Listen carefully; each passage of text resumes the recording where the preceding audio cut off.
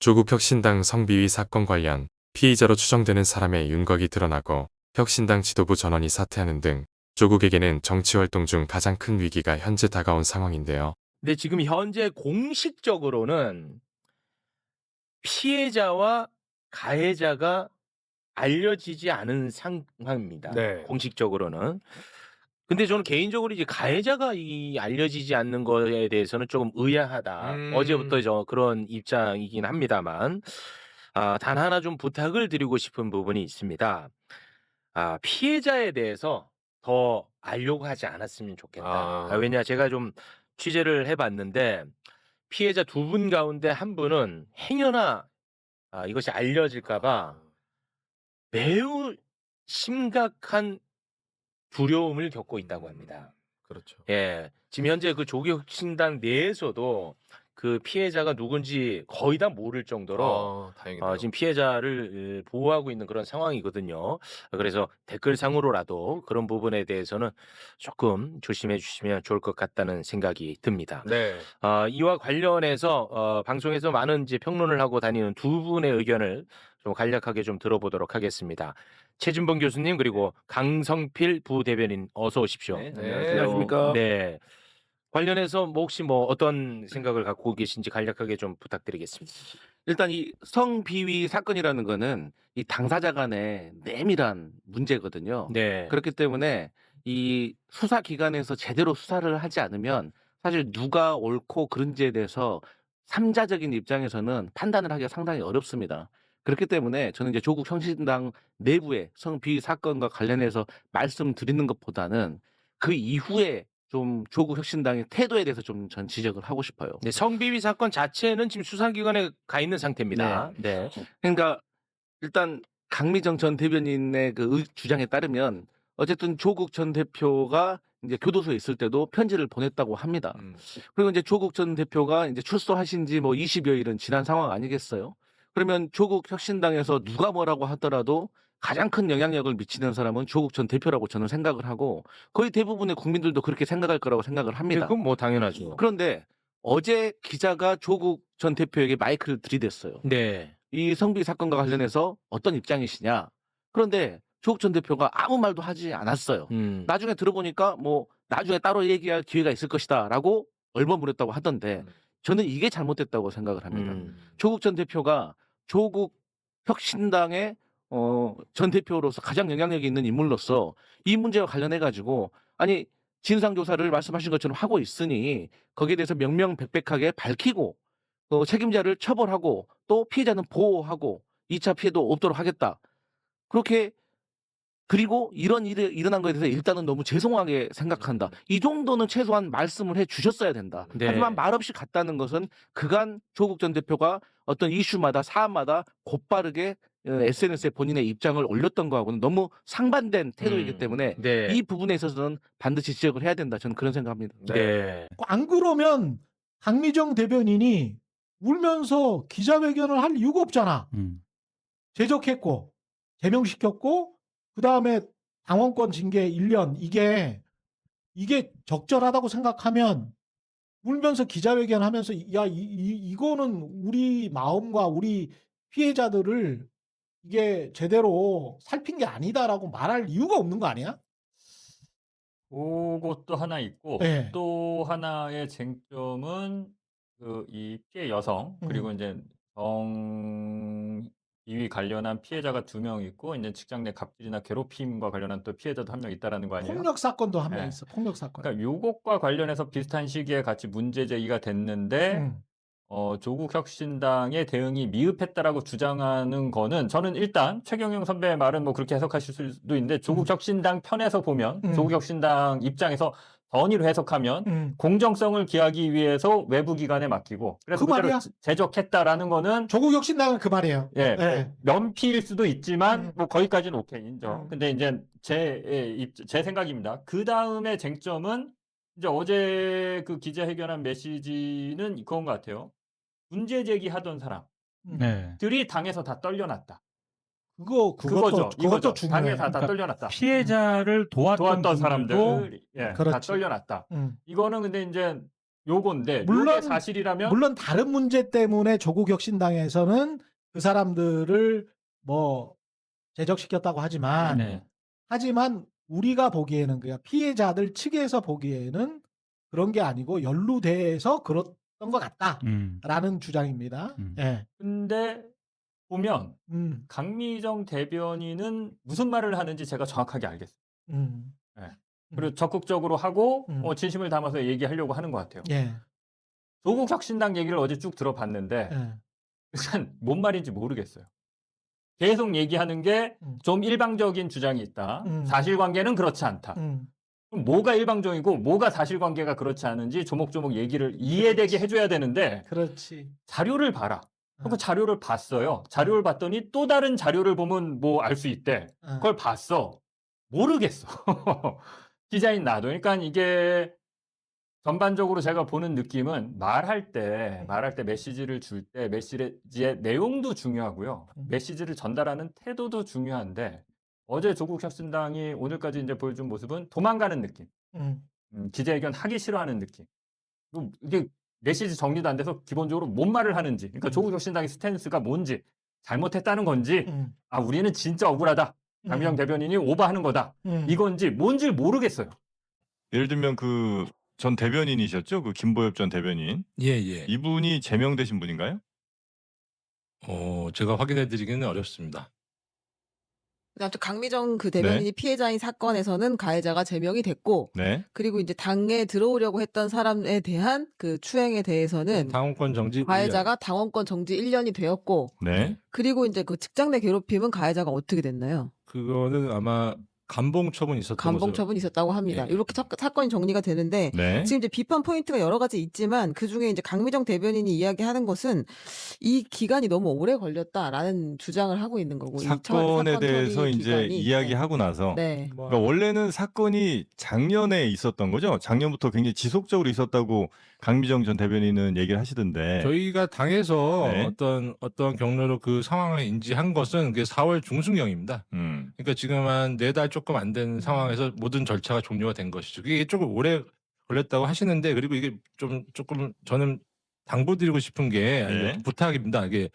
이게 사건이 3개가 있고 최근에는 뭐 세종시당에서 또 이게 뭐 위원장이 제명되는 상황이 있었는데 전혀 다른 사건이거든요. 그거는. 네. 그러니까 4건이 전혀 다른 건인데 이게 완전 혼재돼 가지고 이게 얘기가 되고 있고 주장되고 있다. 그 부분이 좀 그렇게서 좀 당에서 설명이 참 어려운 상황이 되고 있습니다. 예. 여러 건이 혼재가 되는 바람에. 예, 이게 그 어느 사건의 어느 피해자를 말하는 것인지 뭐 그게 막 이게 뒤섞여 가지고 지금 얘기가 되고 있다. 뭐 사건이 이렇게 뒤섞일 만큼 많아요? 아니 아니, 이게 네 세 가지인데 건인데 왜 이게 이게 공개가 안 뒤섞였는지 돼 제가 있어서 알 그런 수는 것 없는데 같습니다. 네. 네. 어쨌든 간에 뒤섞여서 말씀이 아니 심지어 어제 그 회견에서도 네. 뒤섞여서 말씀하시더라고요. 그래서 제가 그게 잘 이해는 안 가는데 어쨌든 간에 당으로서는 최선의 그 좀 설명을 드리려고 노력을 하고 있는 상황입니다. 제가 말씀드린 것도 그 일환으로 이해해 주시면 될 것 네. 같습니다. 네. 사건 2에서 어쨌든 그 당원권 1년 그 정지 처분을 받으신 예. 분에 대한 비판으로 많이 나오는 것은 예. 이분이 이제 최측근이기 때문에 사실은 조금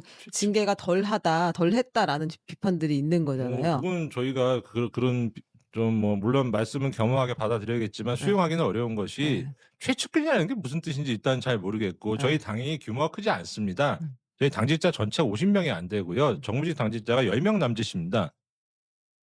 다 서로가 서로의 최측근 아닌가요?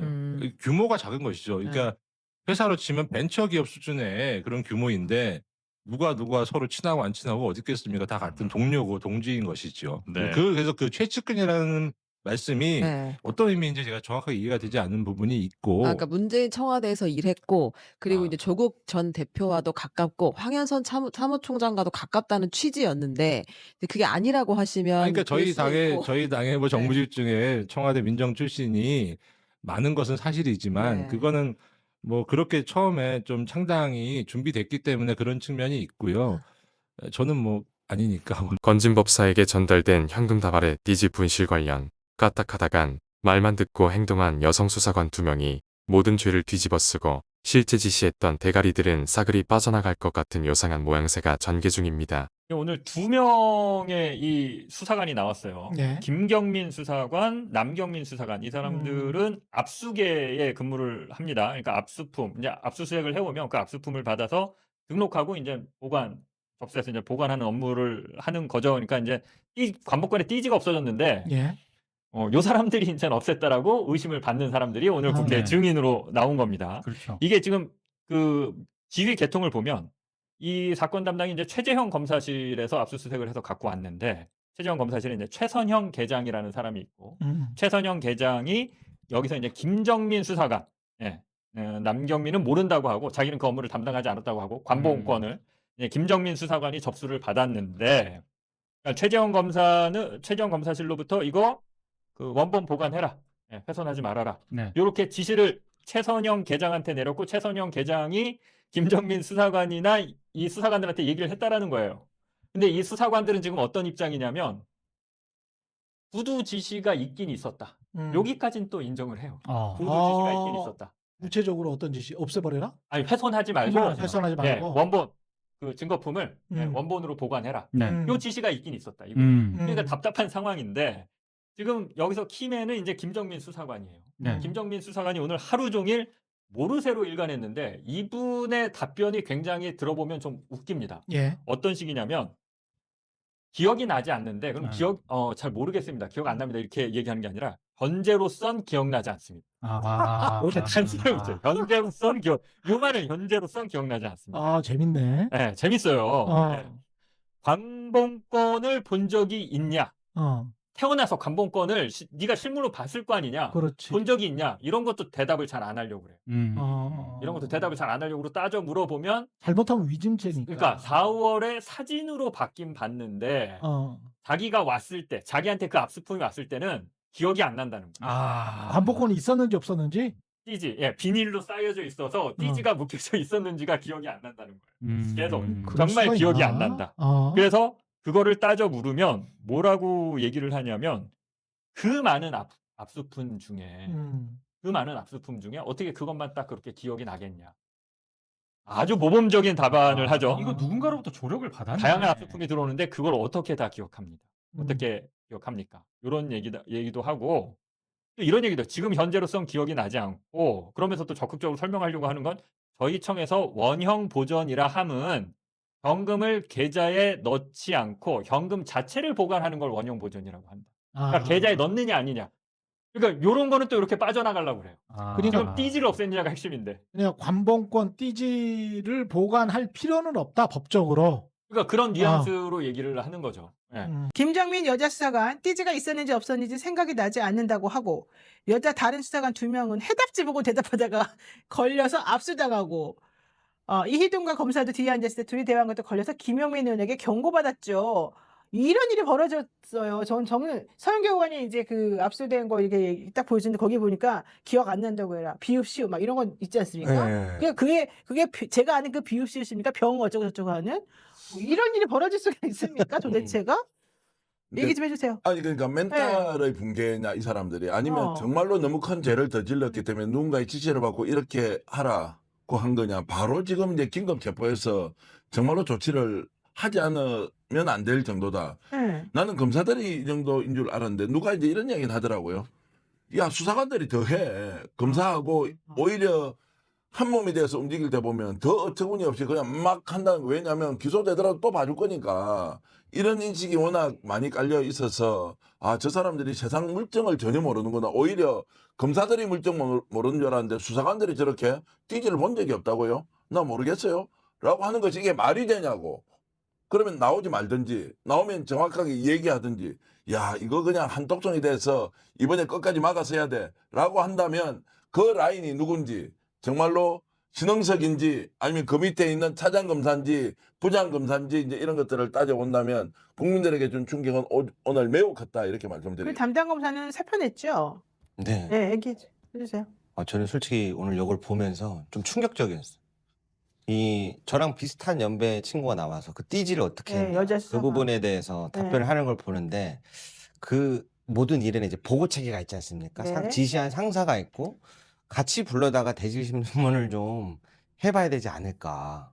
뭔가 지금 계속해서 문제는 커지고 있는데 네. 그거에 대한 뒤에 실체가 아직 다 드러나지 않은 것 같아서 이거는 그것까지 다 확인을 해봐야지 되는 사안이 아닌가. 검사가 뜨더라고 하지 않았는데 그걸 뜯는 수사관이 어디 있겠어요, 그걸. 예, 그래서 저도 제 생각에도 저는 이제 처음에 어떻게 이 답변을 준비하고 나올까 이제 이런 생각을 했는데 단순히 이제 서기보 이제 구급 공무원의 실수다 이렇게 몰아가려고 할 수도 있겠다. 그렇게 몰아가려고 하는 거죠. 예, 그렇게 생각을 했는데 계속해서 그러면 아 제가 그걸 잘 모르고 이렇게 뜯어서 버렸습니다. 이렇게 하면 간단한 문제인데 그 얘기를 계속 하지 않잖아요. 그래서 사실 그럼 과실이고 그럼 큰 문제가 아니게 되잖아요. 근데 기억나지 않는. 예, 계속 얘기를 안 하고 그러니까 자기가 완전히 얘기를 안 하고 있네. 그럼 뭘까? 그러면 아예 풀어진 채로 왔나? 이제 그렇게 해서 질문이 계속 갔다. 그건 것 같아요. 예. 근데 이제 기술적으로 답변한 거죠. 예. 기술적으로. 저렇게 왔는데 저렇게 왔는데 기억나지 않는다. 철저하게 준비를 했으니까 일단은 지금 대검의 감찰이 시작이 됐는데 감찰을 받았는지 여부는 모르겠어요. 두 수사관이. 더군다나 두 수사관 간의 말이 또 다르고 그런 측면에서 이 사람들이 또 더군다나 이제 그 준비를 해서 나온 거 아니겠습니까? 그 준비한 내용 중에 기억나지 않는 것도 준비를 한 거란 말이에요. 그래서 전체적인 총론은 기억나지 않는 걸로 김정민 수사관은 그렇게 정리해 왔죠. 그렇게 정리를 해온 거죠. 예. 그런 측면에서 뭔가 큰 거를 숨기고 있는 거라는 것은 분명한 사실입니다. 그러니까 그건 사실인 것 같아요. 띠지를 본 적 없다. 그런데 이거를 띠지를 본 기억이 없다. 그리고 띠지가 있었는지 없었는지 기억이 없다. 이렇게 연결된 거거든요. 보니까. 그러니까 너 그거 기억나 띠지? 기억이 안 나는 거죠. 본 적이 없으니까 돈 모아놓은 거라고 봐요. 그러니까 기억이 띠지가 있었는지 없었는지조차 기억이 안 나는 거 아니야. 이렇게 된 게 아닐까? 그렇게 답변을 근데 그렇게 답변하면 검사는 나는 띠지를 보존하라고 했어. 네가 기억이 안 나는 거지. 검사를 빠져나가는 거 아닙니까? 그렇게 설계된 게 아닌가 이게. 어찌됐든 어제나 그저께 나왔던 수사관들은 과실로 인한 책임도 안 질 수 있는 예, 그런 그렇죠. 발언을 준비해 온 거고요. 예. 그러면서 오히려 대혼란이 시작됐다.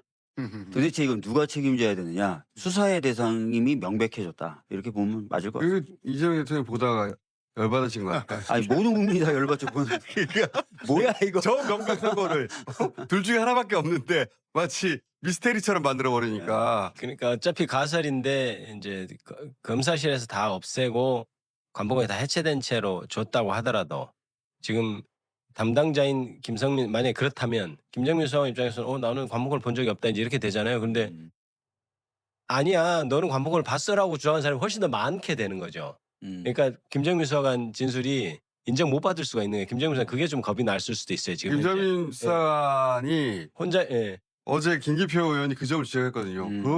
그러면 네가 뜯은 게 되는 거야. 그건 생각 안 해봤니? 그러니까 막 눈이 막 돌아가시더라고요. 그렇죠.